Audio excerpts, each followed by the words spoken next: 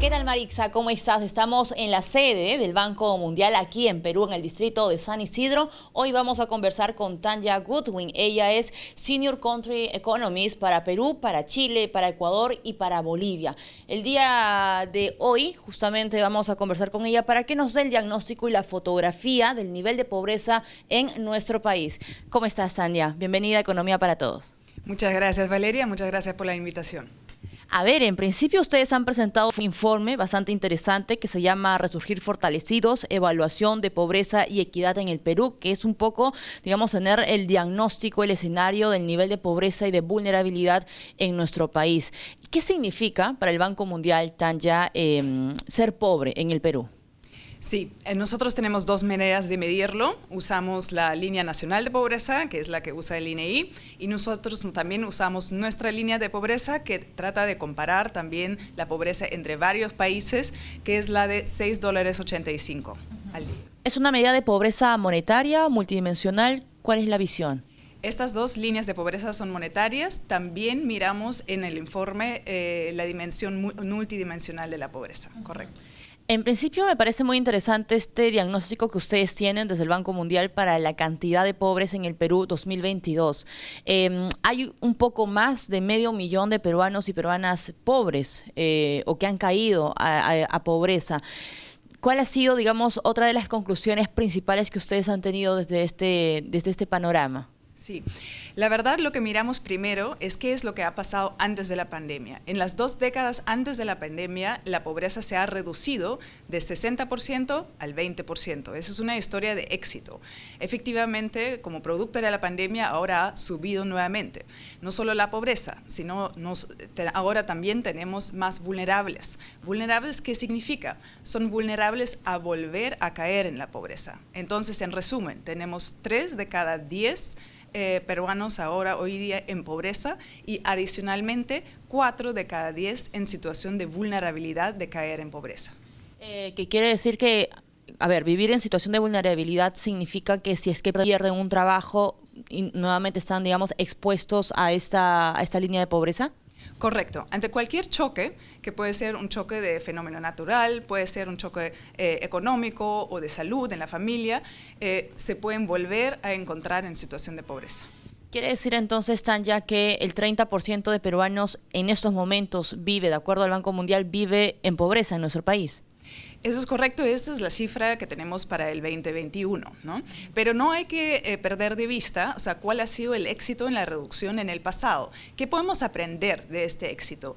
El 85% de éxito se explica por el crecimiento económico. Entonces, lo primordial ahorita es retomar la senda de crecimiento económico fuerte. Es muy interesante lo que dices porque es cierto, ¿no? Mientras más crecimiento económico exista en nuestro país, el nivel de pobreza va a ir cayendo como ha pasado en los últimos años antes de la pandemia. Hay un detalle muy importante, Tanya, porque justamente el día de hoy el Ministerio de Economía ha presentado su marco macroeconómico multianual y señala que este 2023 ya no se va a crecer por encima del 3%, sino va a haber un crecimiento menor de 2.5%. Concluimos entonces, Tanya, que el nivel de pobreza lamentablemente en el 2023 puede mantenerse o empeorar. Lo que nosotros también estamos mirando es un crecimiento más o menos alrededor de las últimas proyecciones del MEF. Lo que vemos hacia el futuro es un crecimiento económico más fuerte. Hacia adelante, para los siguientes años, prognosticamos aproximadamente 2.8. Entonces, eso sería una buena noticia para volver a retomar esta senda de reducción de la pobreza, ¿no? Y en el Perú, ¿cuál es el perfil de un peruano, una peruana pobre? ¿Son más varones, son más mujeres, son más jóvenes estudiantes? ¿Ha crecido en la zona rural, en la zona urbana? ¿Cuál es, digamos, este perfil, estas características? Me gustaría comentarte ahí 2 temas. Algo que nos preocupa es que entre las poblaciones indígenas y afrodescendientes la pobreza es más grande. Entonces tenemos 8 puntos porcentuales encima para estas poblaciones y también vemos que la pobreza hoy en día es más urbana. ¿Qué quiero decir con eso? Es que hoy día 7 de cada 10 pobres viven en zonas urbanas, ¿no? Esto ha cambiado también desde antes de la pandemia, pero es una tendencia que durante la pandemia se ha acentuado. Ahora, y a nivel regional, es decir, norte, sur, centro del país, ¿tienen ustedes alguna lectura en temas de pobreza? Sí, básicamente lo que vemos es una brecha geográfica bastante importante. Y eso no solamente en términos de pobreza, lo que también vemos es que hay una brecha grande en acceso a servicios básicos, por ejemplo, ¿no? Entonces, una de las recomendaciones que nosotros tenemos es retomar los esfuerzos para cerrar brechas en acceso a servicios básicos. Te doy un dato.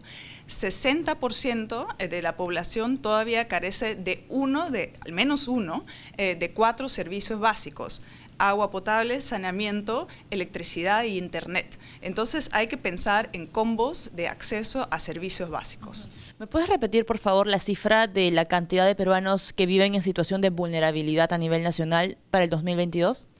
Tenemos la cifra para el 2021, que es 4 de cada 10. Ajá. Ahora, lo que sí ha pasado, por ejemplo, de acuerdo a los estudios del INEI, de hecho estamos esperando que el INEI también saque un balance, un informe sobre el nivel de pobreza, es que está bastante ligado también, y lo dijo el ministro de Economía, Alex Contreras, el día de ayer, al nivel de conflictividad, ¿no?, que hemos tenido en nuestro país. Esto podría, digamos, detener o estancar que la pobreza que quede, o se quede un 30% o incluso suba. Todo lo que afecta al crecimiento económico efectivamente tiene repercusiones sobre la pobreza. Lo principal del crecimiento económico, lo importante, es la creación de empleo y básicamente una subida de ingresos salariales, ¿no? Entonces, laborales.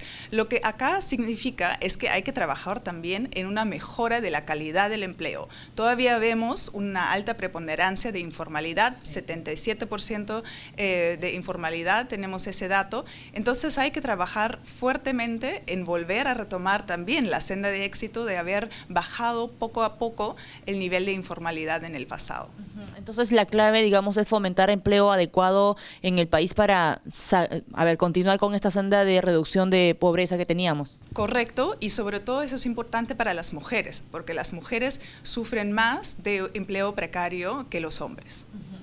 Ahora, la otra consulta que quería hacerte es la inversión pública, la inversión privada, ¿qué tanto podría también ayudar a los peruanos? Ambos son muy importantes, sobre todo la inversión privada, porque siempre y cuando la inversión privada impulsa el crecimiento económico, nuevamente esto genera el efecto positivo sobre creación de empleo y reducción de pobreza. Entonces, impulsar la inversión privada es importante.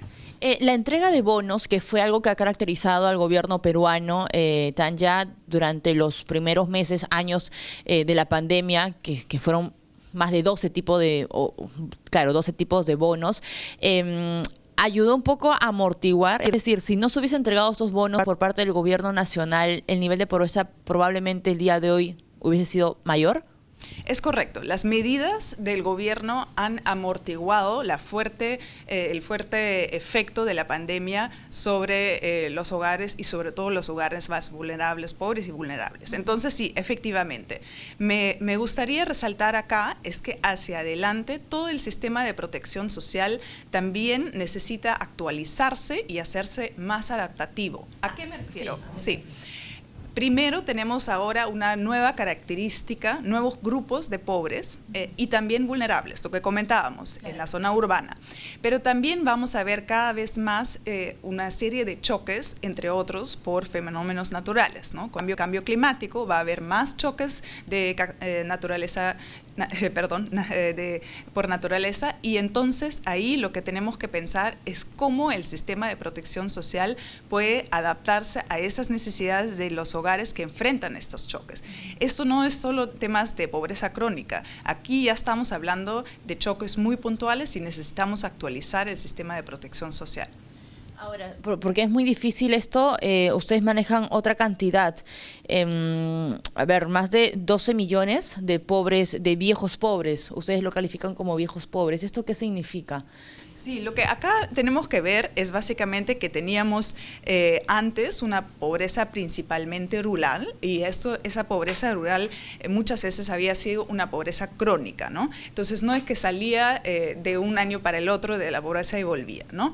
Pero en el ámbito urbano pueden ocurrir choques de naturaleza económica o nuevamente ahora en adelante más choques de carácter natural.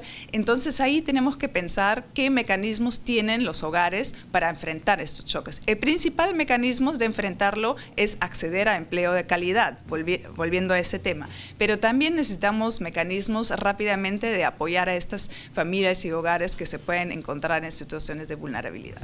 Para cerrar, Tanya, ¿cómo nos ha ido a nivel regional? Es decir, esa es la situación, la fotografía del Perú, 30% de acuerdo a la información del Banco Mundial, estarían viviendo en pobreza. ¿Cómo le va a Chile? ¿Cómo le va a Bolivia? ¿Estamos peor a nivel regional? Esa tendencia de una reversión del éxito en el pasado, producto de la pandemia, es básicamente uniforme casi. Lo hemos visto en otros países también. Lo que sí vemos es que ahora tenemos que retomar la senda de crecimiento por encima de lo que habíamos visto antes, de tal manera que nos recuperamos incluso más rápido que otros pares en la región. Lo que significa es que si el gobierno en esos momentos, con este diagnóstico que va a servir de ayuda un poco para tener las políticas públicas en el país, se ponen las pilas, se ponen a trabajar desde el Ministerio y otros más, ¿podríamos ver una recuperación a partir del 2024? Nosotros desde el año que viene, efectivamente 2024, proyectamos ya 2.8 de crecimiento y ojalá podría ser incluso más fuerte si efectivamente un conjunto de actores acá a nivel nacional pudiese llegar a consenso sobre algunas de las medidas más importantes. Clarísimo, muchísimas gracias.